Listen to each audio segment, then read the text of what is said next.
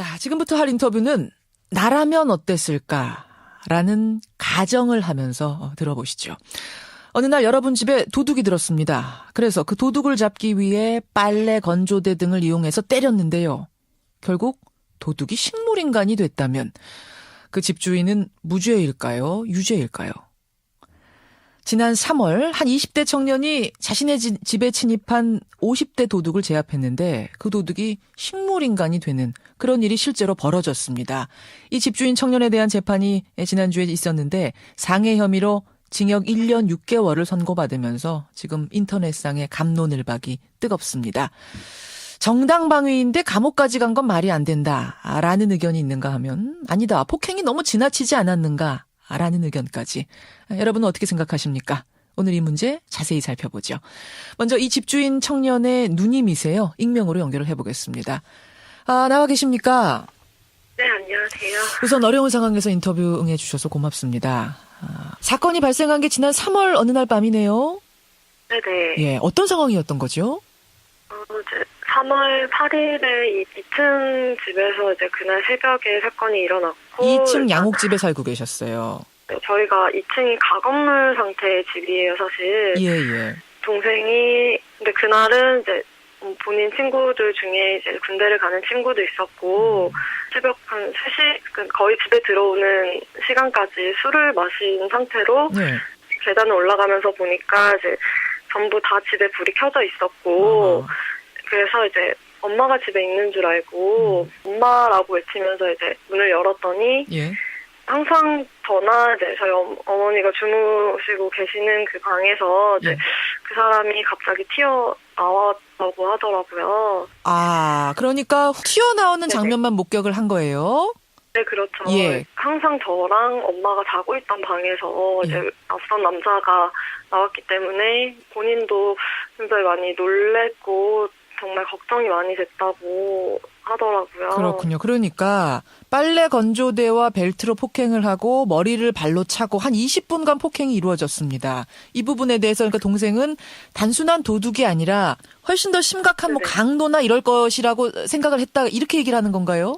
네, 그렇죠. 강도나 정말 이제 성폭행을 당했을지 정말 나쁜 일로 정말 강간을 당했을지도 모르는 일이기 때문에 예. 그런 거를 더 많이 걱정했다고 하더라고요. 혹시 뭐 자신이 이제 술에 취해서 좀 정신이 없었다라든지 이렇게 얘기하진 않고요? 네, 동생은 이제 그런 말은 전혀 없었어요. 그래요. 그때 다른 가족분들은 어디 계셨어요? 원래 2층에서 주무셔야 될 시간인데. 저는 사실 직장 때문에 이제 다른 지역에 가 있어서 예. 그날 저녁까지 저는 집에 있었어요. 그러고 이제 사건이 일어나기 정말 5-6시간 전에 저는 집에서 나간 거고 이제 어머니도 당시에 일 때문에 밖에 계셨고 이제 아래층에는 저희 할아버지랑 이제 할머니가 계셨어요. 할아버지 할머니는 그러니까 도둑이 든 사실 모르고 계셨고요. 네, 아래층에서 이제 주무시고 계시는 상황. 하시더라고요. 네네. 알겠습니다. 예, 그래서 불미스러운 일을 저지르고 나오는 게 아닐까라는 생각에 좀 더 폭행을 한 것이다. 이제 동생은 그렇게 말하고. 지금은 뭐라고 얘기합니까? 그때 상황 돌아보면서. 이제 본인도 정말 이제 심적으로 죄송하고 안타깝게 생각하고 있어요. 저희 가족들뿐만 아니라 제 동생도 그렇게 대답을 하더라고요. 자, 어쨌든 지금 정당방위의 한도를 넘었다라는 판단에 의해서 지금 재판에서 1년 6개월, 1년 6월이라는 형을 받게 됐습니다. 가족들은 어떤 심경이세요? 이 판결에 대해서? 일단은 그 분도 지금 이렇게 굉장히 힘드신 상황이 됐기 때문에 저희도 사실 정말 죄송하고 정말 안타까운 마음이 커요, 사실. 오히려 예, 가족들이. 네. 동생은 원래 뭘 하고 있었나요? 동생은 8월 26일에 군 입대 예정이었어요. 8월에 군대 가기로 돼 있던 청년인데 3월에 이런 일이 벌어졌습니다. 네네. 가족들 입장에서는 어쨌든 생각지도 못한 청천벽력 같은 일이 벌어진 거군요. 네네. 예. 알겠습니다. 오늘 어려운 상황인데 인터뷰 응해주셔서 감사드리고요. 이 사건은 동생의 일을 떠나서 이 가족의 일을 떠나서 우리 사회 전체가 좀 생각해볼 문제여서 오늘 짚어봤습니다. 고맙습니다. 네, 감사합니다. 예, 이 집주인 청년의 누님입니다. 먼저 만나봤고요. 이번엔 법조인 한 분을 연결해 보죠. 민변의 김용민 변호사 연결이 되어 있습니다. 김용민 변호사님 안녕하세요. 네, 안녕하세요. 이번 판결 참 논란이 큰데요. 우선 재판부 판결은 이렇습니다.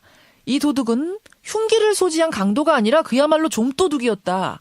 그리고 집주인을 발견하자마자 바로 도망을 가려 했는데 그 도망가는 도둑에게 빨래 건조대로 때리고 이미 쓰러져서 힘 못 쓰는 상태에서 또 머리를 발로 차고 벨트로 때리고 장시간의 폭력을 행사한 점. 이건 정당방위의 한도를 넘어선 거다. 이런 판단. 어떻게 보십니까? 네, 정당방위를 초과했다라는 결론 부분은 저도 이제 동의를 합니다. 다만 제 생각에는 과잉방위는 인정할 여지가 있지 않나 생각이 들어요. 왜냐하면 이 피고인 입장에서는 자기 집에 들어갔는데 누군가가 침입을 한 상태였고 엄마와 누나가 있는 방에서 나온 상태라면 우리 집에 어떤 위해를 가한 사람이라는 것은 인식을 했을 것이고요. 그 사람에 대한 방위 행위를 하기 위해서 그리고 경찰에 신고해서 넘기기 위해서는 당연히 어떤 폭행 행위는 충분히 있을 수 있다라고 생각됩니다. 다만 그 폭행이 어느 정도까지 가야 되느냐가 문제일 수 있는데요. 바로 그 부분이죠. 그렇죠. 그렇죠. 우리가 지금 평온한 상태에서 볼 때는 그 사람이 폭행이 과했다 이렇게 판단할 수 있겠지만 그 당시에 있었던 그 피고인 입장에서 생각을 해줘야 됩니다. 그럴 경우에는 이 사람은 어느 정도 폭행을 해야지 내가 정당방위로 인정될 것인가 판단할 수 없거든요. 법조인도 판단하기 어렵습니다. 그 현장에 있을 때는. 그렇기 때문에 이 사람은 완전히 그 반항을 제압한 상태까지 폭행을 해야 된다라는 생각을 했을 수도 있고요. 근데 지금 검찰에서는요. 도둑이 이미 피를 흘린 채 쓰러져서 완전히 무력화가 된 상태인데도 계속 폭행을 했다는 거예요. 그래서 현장에 가보니까 혈흔이 낭자할 정도까지 폭행을 했다. 이 부분이 좀 이제 재판에 큰 영향을 미친 것 같습니다. 예, 맞습니다. 그래서 그 부분이 사실은 과잉방위로 넘어갈 수 있는 부분이 아닌가 생각이 되는 거죠. 그 상황에서 이 정도 하면은 죄압이 된 거야라고 생각하는 판단을 하기가 어려웠을 거다. 네, 당연하죠. 우리가 사후적으로 밝혀졌을 때 도둑이라고 하지만 도둑과 강도는 굉장히 작은 차이거든요. 흉기를 들어야지만이 강도가 되는 게 아니고 폭행을 행사할 수 있으면 바로 강도로 돌변하는 겁니다. 그리고 그 사람이 흉기를 가지고 있지 않았다고 하는데 피고인 입장에서는 그 사람 몸수색을 해본 것도 아니라서 흉기가 있는지 없는지 모르는 상태이고 또 집안에 있는 다른 물건을 잡으면 바로 또 흉기가 되는 거거든요. 될 수도 있기 때문에 알겠습니다. 예, 그렇기 때문에 이렇게 되니까요. 이제 사람들이 헷갈리기 시작하는 겁니다. 만약 우리 집에 그럼 도둑이나 강도가 들었을 때 나는 어디까지 제압을 해야 되는 건가? 무기의 균형이 잡혔는가 생각을 하고 이게 제압에 타당한 상황인가 생각을 하고 여러 가지를 다 계산해서 그러면은 이 사람을 잡아야 되는 거냐? 어떻게 해야 되는 건가요? 우리가 어떻게 대처를 해야 현명한 걸까요? 네, 참 그 말씀드린 것처럼 상당히 판단하기 힘든 문제이고 그러니까요. 그것을 예를 들어서 도둑이 들어온 것을 제압하는데 저 사람이 심리적으로 굴복된 상태다라고 한 걸 제압으로 볼 것이냐. 만약에 그렇다고 하면 경찰을 불러서 올 때까지 그럼 둘이 마주보고 앉아 있어야 되는 것이냐. 그러니까요. 굉장히 어색한 상황들이 발생하고 두려운 상황이 계속 유지되는 것이거든요. 예, 그럴 경우에는 철저하게 그 현장에서 그 사람 입장으로 판단을 해주는 게 맞을 것이고 그러다 보면 정당방위 개념을 조금 더 넓게 인정을 해주고 정당방위가 인정돼야지 과잉방위로 넘어갈 수 있는 것이거든요. 그러니까 그 변호사님 보시기에는 우리나라 정당방위의 개념, 이 해석에 있어서 조금 다시 한번 생각해 볼 지점이 있는 건 아닌가 이런 말씀이신 거예요.